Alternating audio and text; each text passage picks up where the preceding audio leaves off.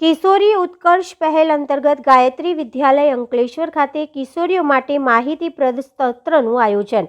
આપણા જીવનમાં કુલ 10 તબક્કામાંથી કિશોર અવસ્થાનો તબક્કો જ્યારે શારીરિક, માનસિક અને વર્તણૂક ફેરફાર જેવી લાક્ષણિકતાઓ ધરાવે છે, ત્યારે કિશોર અવસ્થામાંથી કિશોરીઓની શારીરિક, માનસિક આરોગ્ય અને સર્વાંગી વિકાસલક્ષી જરૂરિયાતો પર મહત્તમ ધ્યાન કેન્દ્રિત કરવામાં અત્યંત જરૂરી હોય છે।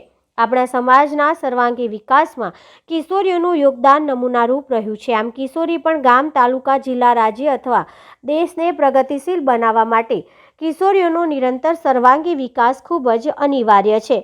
હાલમાં ડિસેમ્બર 20, 2023ના રોજ શિક્ષણ, પોલીસ અને સમાજ સુરક્ષા વિભાગના અધિકારીઓને ગાયત્રી વિદ્યાલય માંડવા અંકલેશ્વર ખાતે આમંત્રિત કરી અંદાજિત 180થી વધુ કિશોરીઓને તેઓના જીવનલક્ષી ઉપયોગી અનેક વિષયો પર એક માહિતીપ્રદ સત્રનું આયોજન કરવામાં આવ્યું હતું।